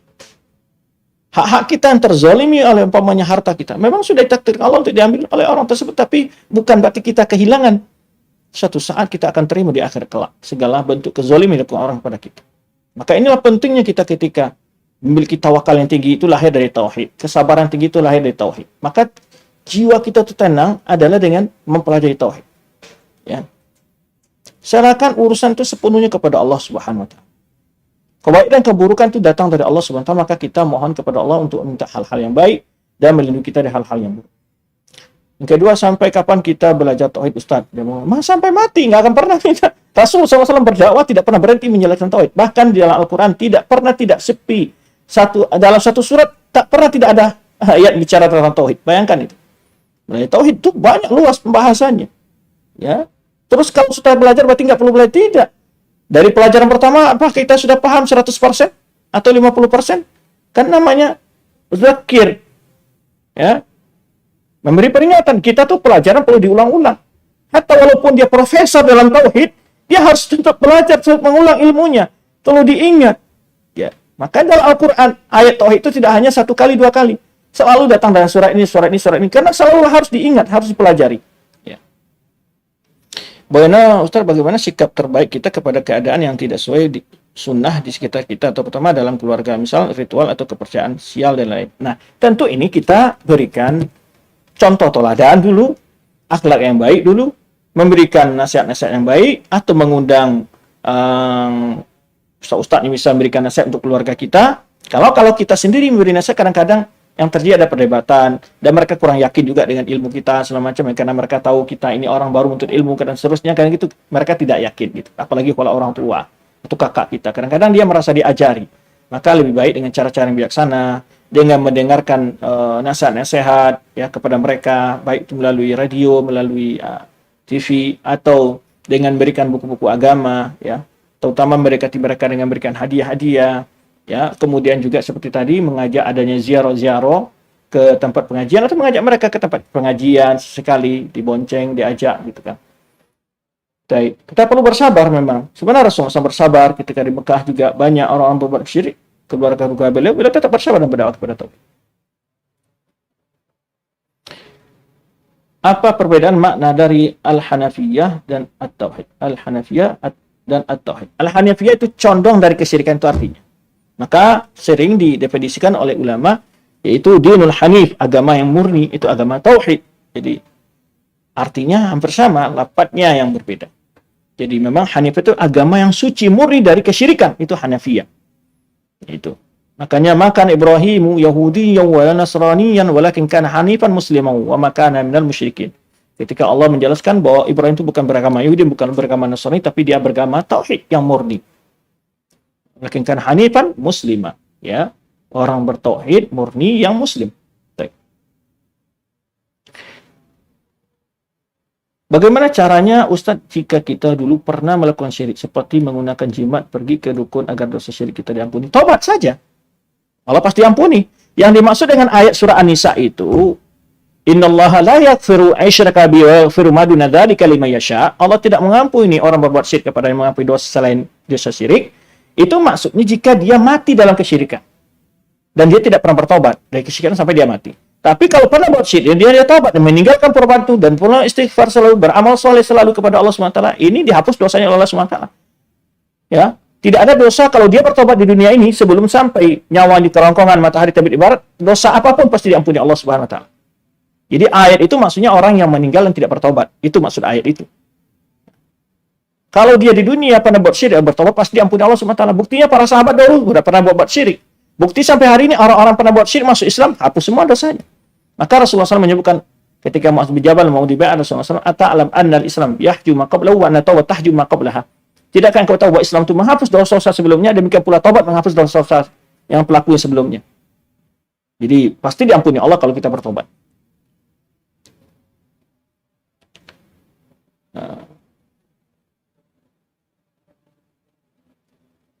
Ustadz merekomendasikan buku apa yang dipakai untuk dibahas di MS yang berbahasa Indonesia. Oh, Qawaidul Arba ada terjemahan dalam bahasa Indonesia. Bisa diambil juga di download dari internet juga ada. Usul Sittah juga ada terjemahnya dalam bahasa Indonesia, dan juga ada di toko-toko buku. Ya. Ada yang terjemahan syarahnya Saleh Fauzan, Usul Sittah itu, kalau nggak salah juga Qawaidul Arba ada. Baik mau di download secara PDF maupun dibeli toko buku ada itu. Baik. Mudah-mudahan mungkin nanti tim MMS membantu menyediakan buku tersebut atau mencari informasi tentang di mana bisa dibeli. Baik.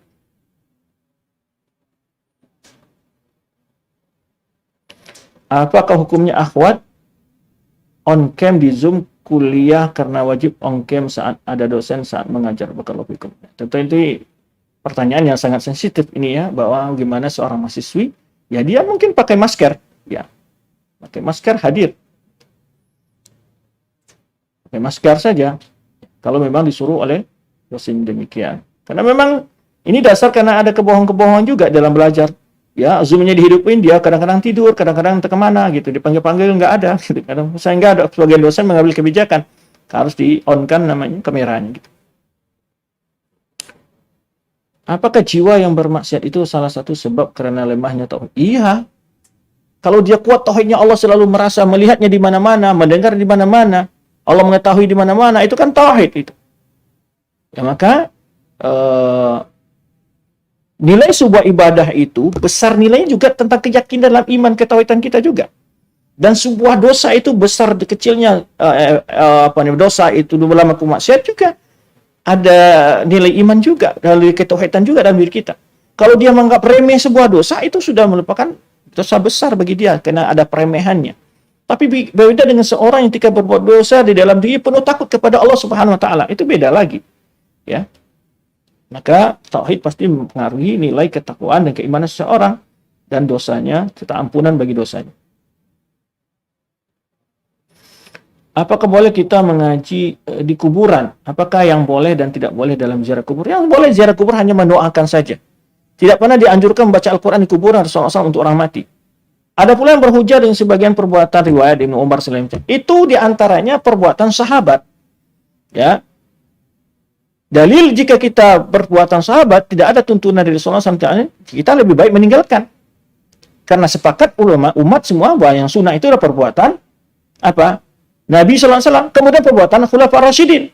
Nah, itu yang pertama. Yang kedua, perbuatan yang disebutkan Ibnu Umar itu adalah hanya ketika saat dikuburkan, bukan setelah dikuburkan. Gitu. Kemudian afdal biqa fil ardi adalah tempat yang paling mulia untuk beribadah adalah masjid, bukan kuburan. Dan tempat yang paling tidak disukai Allah di muka bumi adalah pasar dan kuburan. Kan itu. Malah tempat kuburan sebagai tempat ibadah itu tidak kena. Dan biasa menjadikan tempat kuburan sebagai tempat ibadah adalah tadi yang kita sebutkan adalah orang Yahudi dan Nasrani. Karena mereka meyakini di kuburan itu adalah berkah menurut mereka. Di kuburan orang berkah di kuburan orang saleh mereka. Itu alasan mereka.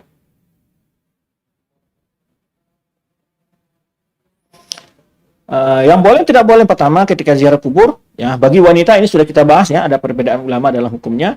Sudah bahas dalam pelajaran kita tambihatun ala ahkamin takhtasbil mu'minat.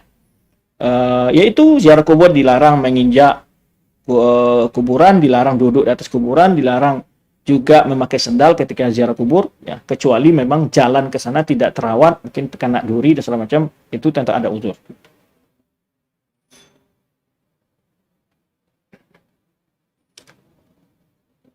Bagaimana cara menyikapi orang terdekat keluarga dari suami pernah melakukan hal syirik dan belum mengenal sunnah? Ya kita tentu berusaha saja mendekati dan mendoakan secara baik-baik, itu aja kita. Mendoakan juga semoga Allah memberi petunjuk kepada keluarga-keluarga dekat kita. Ya. Didoakan, diajak mengaji, dijalin silaturahmi biar kuat, diajak ke pengajian, diberi hadiah buku dan seterusnya. Semuanya yang telah kita jelaskan di atas.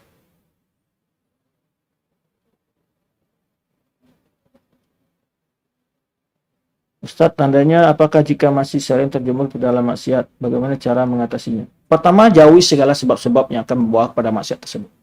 Jika dia teman, jauhi teman tersebut. Jika dia ada sebuah tempat, jauhi tempat tersebut. Nah, itu. Kita ingat dengan sebuah kisah yang disebutkan oleh Rasulullah SAW tentang seseorang yang umat yang dahulu membunuh 100 orang. Yaitu pertama dia membunuh 99 orang. Lalu dia bertanya kepada seorang ahli ibadah dari kaum Nasrani atau Yahudi. Lalu orang ahli ibadah mengatakan, mana bisa Allah mengampuni taubatmu? Kamu setelah membunuh orang, 99 orang. Lalu karena dia merasa sudah tidak ada taubat, dia bunuh lagi orang itu, cukup 100. Nah, itu dalam hadis ceritakan. Kemudian dia bertanya kepada orang yang berilmu. Disebutkan oleh orang berilmu, siapa yang menghalangimu untuk bertobat? Tidak ada halangan untuk bertobat sekarang. Tapi kamu berada di komunitas yang kaummu atau tempat kamu itu banyak kerusakan, maka tinggalkan tempat itu. Maka dalam berhijrah, dalam perjalanan dia menuju tempat, untuk meninggalkan tempat yang buruk ini, lingkungan yang buruk ini, dalam perjalanan nyawanya dicabut oleh malaikat maut.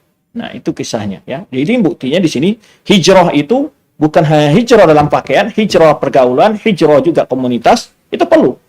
Ya. Kemudian juga acara-acara yang biasa kita ikuti bawa kepada masyarakat, hindari. Apakah zakat kita agar bisa menjadi wanita soleh? Zakat yang pertama tentang berilmu, ya, ilmu menjalankan perintah-perintah Allah, itulah kiatnya. Ya, tambah dengan baik-baik kepada suami dan orang tua, para kerabat, berakhlak yang baik. Ya, tentu beribadah yang kita sebutkan tadi.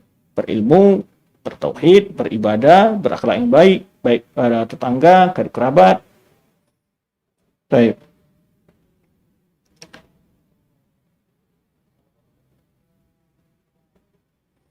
Pak Ustaz, Ana mau bertanya, bagaimana cara istiqomah dengan lingkungan yang tidak mendukung? Oh ya, ada kalau kita memang ada seorang yang memang berdakwah di situ, mampu mempertahankan nilai-nilai yang agama kita berdakwah di situ pahalanya besar. Tapi kalau kita akan takut terbawa arus, akan lebih hijrah, itu saja. Ya, kalau lebih hijrah. Tapi kalau kita di lingkungan dan kita di situ merintis dakwah, ya bagaimana begitu? Rasulullah SAW di tengah kaum musyrikin. Dan banyak tempat-tempat baru yang dirintis dakwah oleh para dai dan yang masyarakat penuh dengan maksiat dan macam itu kemungkaran. Tapi dia berjuang, mempengaruhi, berdakwah, kayak gitu. Tapi kalau kita bukan sebagai orang berilmu, tidak mampu untuk mendakwah, ya kita lebih baik menghindar karena akan terjerumus ke dalam perbuatan yang banyak dilakukan orang di sekitar lingkungan kita. Apakah semua pelaku syirik besar otomatis seperti dihukum keluar dari agama atau kafir? Apakah bedanya kesyirikan dengan kekufuran? Baik. Kalau seorang muslim, dia sudah bertauhid, jatuh kepada kesyirikan besar, tentu ada tafsir oleh para ulama. Ada hal-hal yang sudah jelas, ya, itu merupakan kesyirikan secara umum oleh kaum muslimin, ya. Kalau dia melakukan, jelas keluar dari Islam sebenarnya. Namun untuk menghukum seorang ini keluar dari Islam tadi, itu bukan pribadi-pribadi setiap seorang dai biasa, kita-kita gini, dia harus adalah orang yang kompeten, terutama kalau dalam Islam itu qadhi. Qadhi yang memutuskan jika dia kesyirikan keluar dari Islam itu bukan mudah-mudah orang dihukum. Ya. Karena tidak setiap orang jatuh kepada kesyirikan langsung dikatakan musyrik. Ya. Dan tidak pula setiap orang jatuh ke dalam perbuatan bid'ah langsung dilakukan ahlu bid'ah. Boleh jadi dia tidak tahu, bila belum dia mengerti, ya maka namun hal itu uzur berjahal ini juga tafsil. Ada hal-hal yang tidak uzur sebetulnya. Dia sudah belajar, sudah belajar, kalau dia berhujah sudah uzur tidak uzur, kalau dia berhujah uzur padahal Allah tahu sebenarnya dia tidak uzur. Ya karena dia sudah belajar, teman dia sudah untuk menghindari, mencari alasan, membela diri, kita mencari uzur-uzur. Itu halnya dengan hubungannya dengan Allah Subhanahu wa taala. Ya. Maka untuk kita hanya berhak menghukum suatu perbuatan. Ini perbuatan mengeluarkan dari Islam, ini perbuatan keluar dari kufur. Ada pelakunya belum bisa kita vonis secara langsung secara baik kafir kalau dia muslim. Kecuali setelah diproses secara hukum oleh qadhi atau ulama yang paling berilmu, rasikhuna fil ilm, mutawadi, orang yang tawadu, wari, orang yang wara, itu beda lagi. Kalau kita hanya dalam menyalahkan sesuatu, hukum sesuatu yang dikafirkan oleh Islam sesuai dengan dalil tentunya, ada dalilnya. Bukan setiap perbuatan dikafirkan, bukan setiap hukum dikatakan musyrik. Ada dalilnya, perbuatan dihukum syirik, hukum kafir dalam Islam. Iya. Maka yang melakukan perbuatannya itu adalah perbuatan mengeluarkan dari Islam. Tapi pelakunya otomatis kan dikeluarkan Islam kalau dia seorang muslim, itu yang perlu disebutkan namanya syurutu takfir. Ada syarat-syarat yang harus dipenuhi, ada larang-larang hal-hal yang menghambat dia tidak bisa dikafirkan nanti. Itu dikaji oleh ulama yang kompeten di bidangnya, ulama yang melakukan hal itu, bukan para dai-dai biasa. Baik.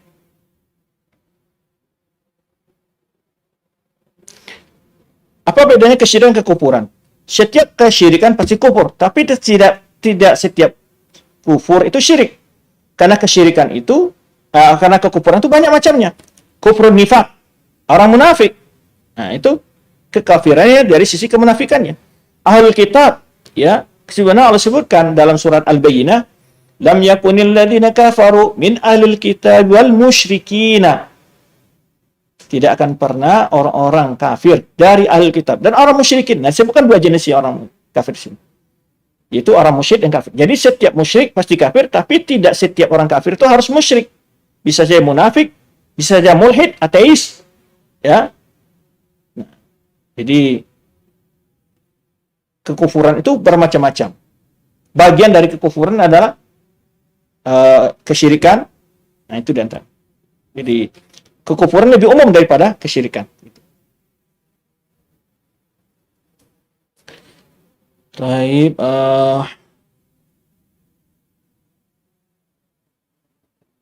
kita cukupkan sampai pertanyaan 15 ya, waktu membatasi kita. Apakah sebaiknya kita banyak berzikir la ilaha illallah, istighfar, subhanallah ya Ustaz? Saya bingung karena masih ada yang masing-masing ada keutamaan. Iya, masing-masing ada keutamaannya. Tapi kalimat tauhid jauh lebih besar keutamaannya dari segalanya. Dan tidak perlu dipertentangkan. Rasulullah SAW tidak pernah mempertentangkan, para sahabat tidak pernah mempertentangkan. Para ulama tidak mempertentangkan. Ya, dalil-dalil juga tidak mempertentangkan. Cuman mana yang lebih banyak, mau yang lebih mudah bagi kita, sebetulnya begitu aja. Istighfar, Rasulullah juga beristighfar. Rasulullah berzikir juga la ilaha illallah. Rasulullah menyebutkan innal astaghfiru fi kulli yawmin wa aktsar min 100 marrah.